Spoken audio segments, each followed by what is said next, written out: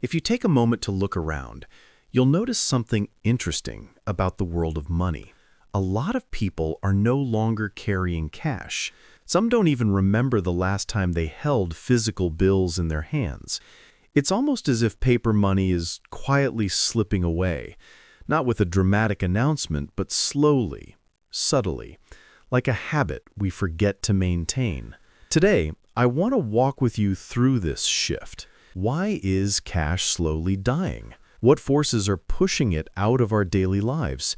And what does that mean for you, for me, and for the global economy? Let's explore all of this in a simple and friendly way, like two friends talking about the future of money. To understand why cash is disappearing, we should first look at the rise of convenience. Humans love convenience. We're wired to choose whatever makes life easier. Think about the last time you paid for something. Maybe you tapped your card, waved your phone, or clicked a button online. Digital payments have become so effortless that using cash now feels almost inconvenient. We've all been there, standing at a checkout line, counting coins, or waiting for the cashier to find change. Compare that to tapping your phone and being done in a second. It's obvious which option wins in the long run. Another big reason cash is fading is the explosion of online spending.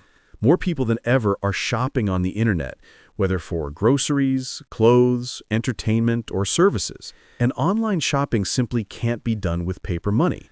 When a large portion of your purchases happen in digital spaces, digital money becomes the default. Cash doesn't just lose importance, it becomes incompatible with how modern commerce works. But convenience alone doesn't tell the whole story. Businesses also play a massive role in this shift. For many companies, accepting digital payments is cheaper, safer, and more efficient than handling cash.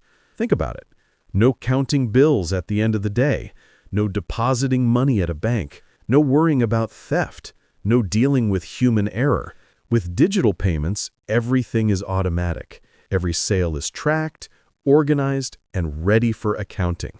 It's no surprise that many businesses, especially small cafes, convenience stores, and service providers, are choosing to go cashless. Some of them don't even have cash registers anymore. Governments, too, have their own reasons for encouraging digital payments. A cashless economy gives them better visibility into financial activity. Cash transactions are much harder to track, which makes tax evasion, money laundering, and illegal markets easier to operate. When people use digital payments, governments can identify income, record transactions, and enforce laws more effectively. From their perspective, the decline of cash isn't a problem, it's a solution. A world that runs on digital money is simply easier to monitor and regulate. Now let's talk about technology, because it's one of the biggest forces reshaping the way we interact with money.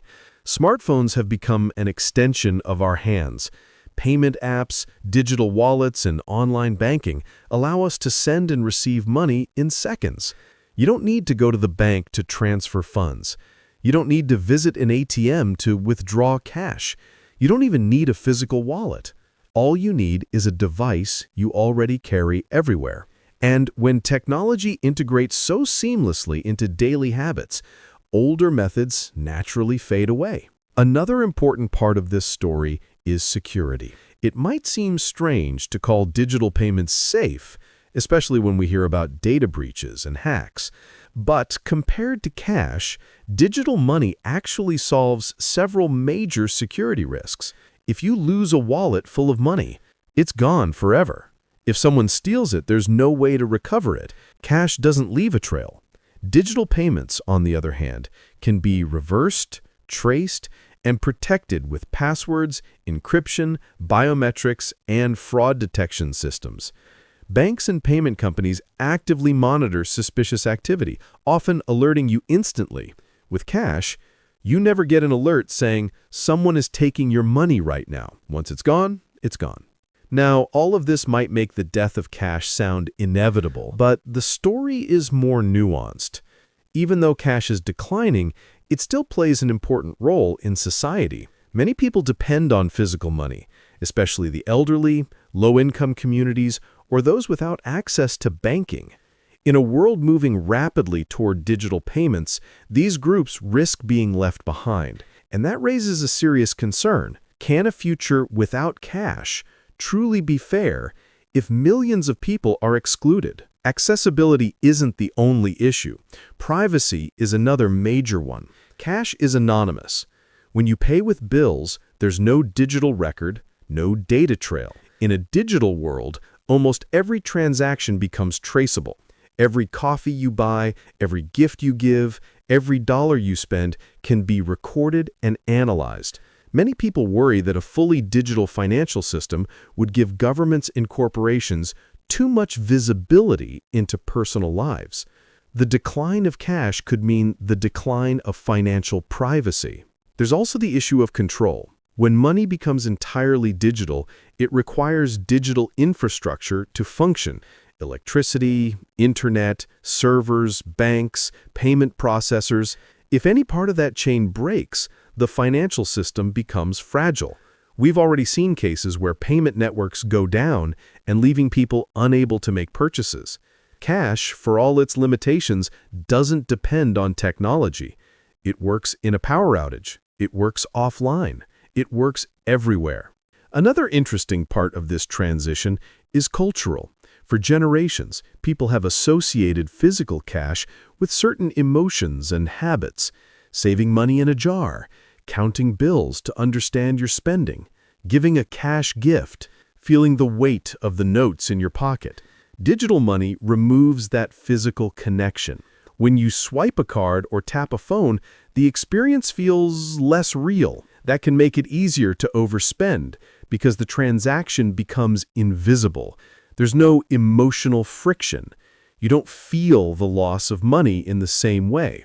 On the other hand, digital payments offer tools that cash never could. You can track your expenses automatically, set spending limits, receive budgeting insights, get instant notifications, and manage your finances more intelligently. Cash doesn't help you plan. It doesn't send reminders. It doesn't organize your habits. So even though digital money removes the physical sensation of spending, it adds powerful tools that actually help many people stay more accountable. Let's also consider the global perspective. In some countries, cash is disappearing much faster than in others. Sweden, for example, is already close to becoming a fully cashless society. Most shops there don't accept physical money at all. China, too, has embraced mobile payments to an extraordinary degree. It's common for people to pay for everything, from street food to rent, using QR codes. In these places, cash is almost a relic. Meanwhile, other countries still rely heavily on physical currency, especially in rural areas. The decline of cash is not happening at the same speed everywhere, but the direction is the same. Digital is rising, and cash is falling. As digital payments grow, new forms of money have emerged. Cryptocurrencies, stable coins, and even the idea of digital currencies issued by central banks. These new systems aren't just replacing cash, they're transforming what money even means. Cryptocurrencies offer decentralization and transparency. Central bank digital currencies aim to modernize national financial systems. These innovations aren't mainstream everywhere yet, but they're shaping the future landscape of money, pushing us even further away from paper bills. So where does all this lead us? Is cash going to disappear completely? Probably not in the near future. Cash still serves as a backup, a symbol of personal control, and a lifeline for people who can't participate in the digital economy. But its role is shrinking. The world is moving towards speed, convenience, automation, and data-driven systems. And in that world, physical money simply can't compete.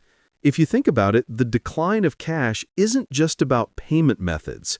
It's about a larger transformation in how society functions.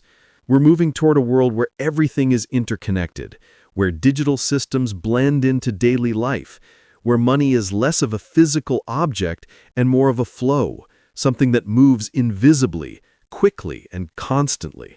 In this world, carrying cash feels like carrying DVDs in the age of streaming. It still works, but it no longer fits into how most people live. As we move forward, the challenge will be creating a financial system that is efficient, modern, and inclusive. A system where digital payments bring convenience without sacrificing privacy, where technology improves access instead of limiting it, where innovation benefits everyone, not just those who are already connected. Cash may be slowly dying, but the goal shouldn't be to kill it. It should be to build a world where everyone has the freedom to choose how they use money. In the end, the story of cash is really the story of change. It's a reminder that nothing in society stays the same forever. We adapt, we evolve, and we create new tools that reshape our lives. Cash had its time as the hero of the financial world. Now digital money is taking center stage. What comes next? Only time will tell. But one thing is clear. The way we think about money is changing, and we're all part of that transformation. If you enjoyed this video, let me know in the comments. Don't forget to leave a like and subscribe to the channel. It really helps a lot. Thanks for watching.